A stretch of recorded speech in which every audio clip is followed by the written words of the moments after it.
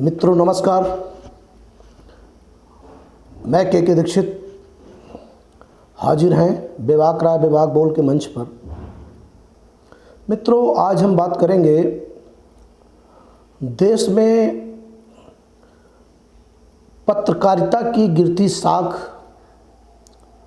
और नीलाम होती पत्रकारिता पर। मित्रों, स्थिति आपने देखा, जिस पत्रकारिता ने जब देश हमारा आज़ाद हो रहा था उसके पहले अंग्रेज़ों के दांत खट्टे कर दिए। अंग्रेज़ों को बहुत सारी पत्रिकाओं पर, बहुत सारे पेपरों पर बैन लगाना पड़ा, क्योंकि अंग्रेज़ों के चूल्हे तक हिला दे रही थी पत्रकारिता। वही पत्रकारिता जब देश आज़ाद हुआ तो उसे चौथे स्तंभ के रूप में मान्यता दी गई और स्वतंत्र रखा गया। परंतु बड़ा दुख के साथ कहना पड़ रहा है कि 7-8 सालों में पत्रकारिता का स्तर पूरा बदल गया है। पत्रकारिता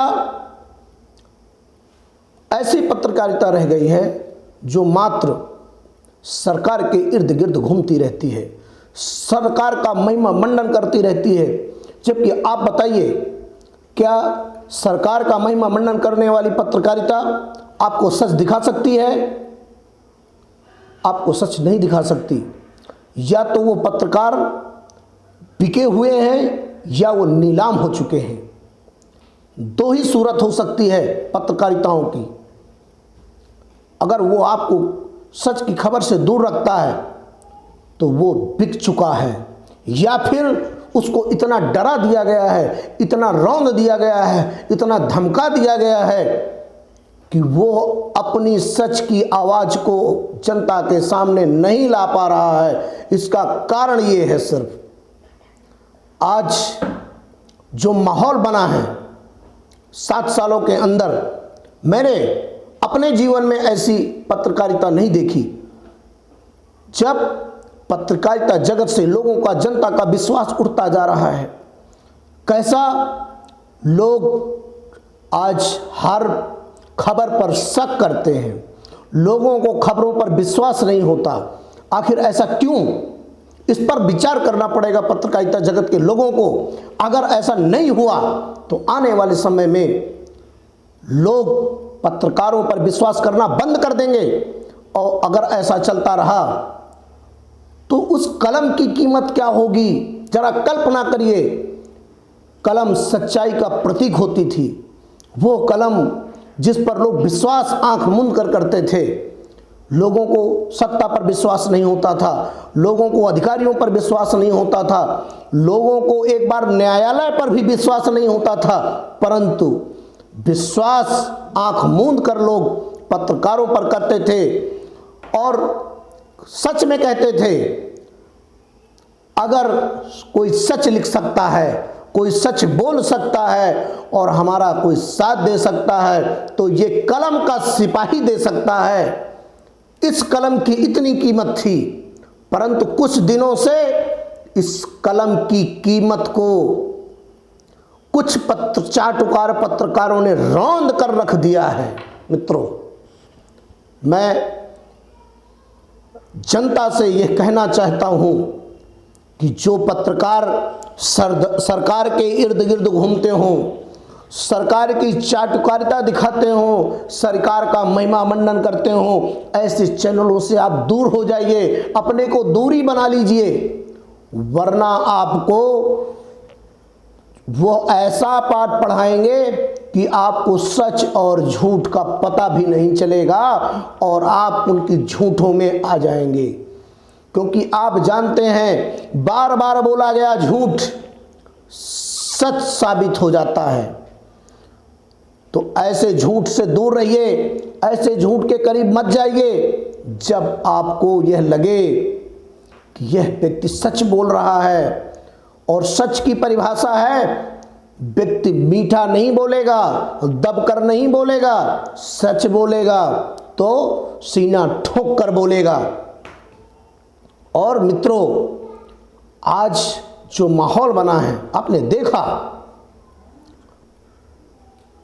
जो भी पत्रकार, मैं कुछ राष्ट्रीय पत्रकारों के भी नाम आपके सामने लेता हूं, जिन पत्रकारों को या तो चैनल से निकला दिया गया या उनको जमीन पर लाकर खड़ा कर दिया गया। जैसे पहला नाम मैं आपको देता हूं, प्रसून वाजपेयी का आपने नाम सुना होगा। एक समय था उनका, उनके लिए लोग सुनने के लिए उनका कार्यक्रम बैठे रहते थे, परंतु हुआ क्या, प्रसून वाजपेयी चूंकि दबा नहीं सत्ता के खिलाफ, सत्ता के आगे झुका नहीं, इसलिए प्रसून वाजपेयी जी को पैदल कर दिया गया। दूसरा नाम मैं लेता हूं अभिसार शर्मा।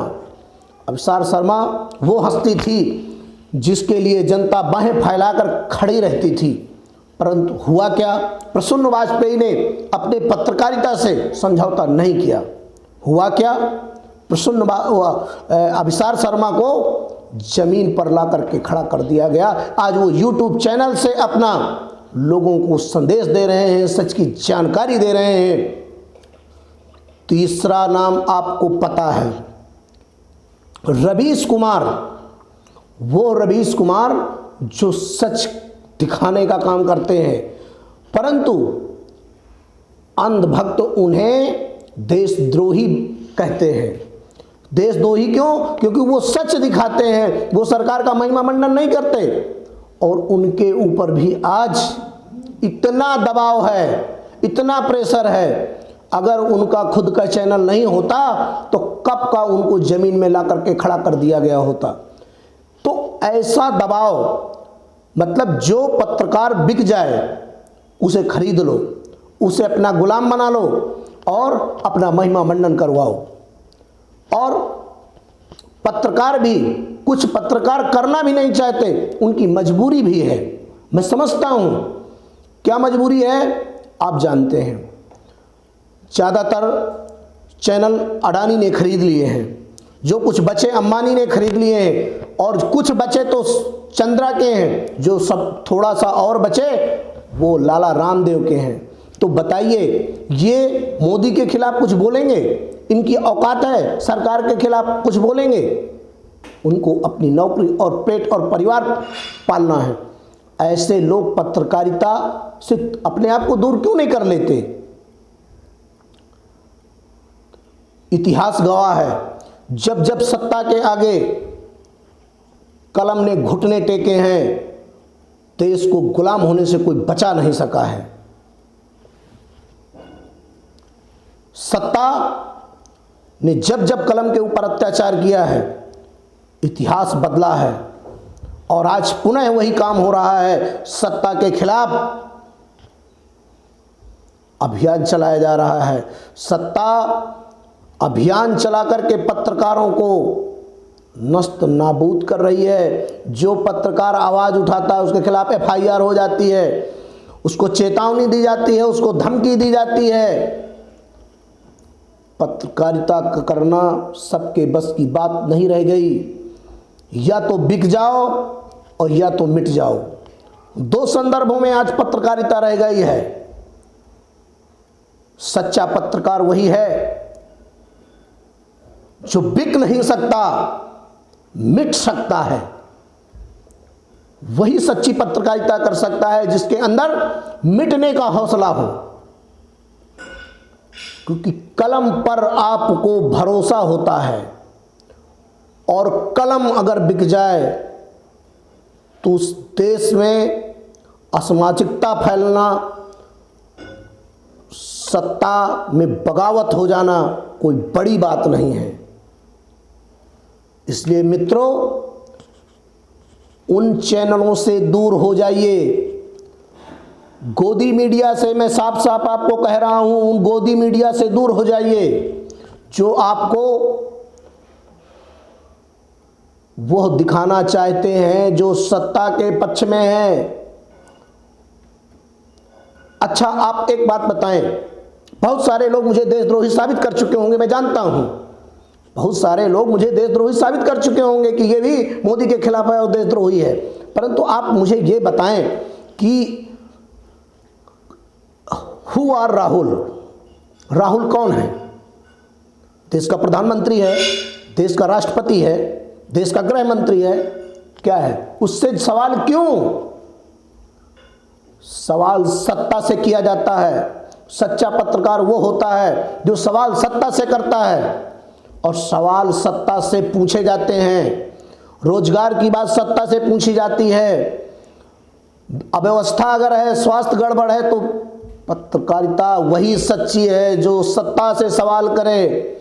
विपक्ष से सवाल करने वाले वो पत्रकार नहीं हो सकते, वो सिर्फ पत्रकारिता के नाम पे या तो कलंक हैं, या बिक चुके हैं, या नीलाम हो चुके हैं। जय हिंद, जय भारत।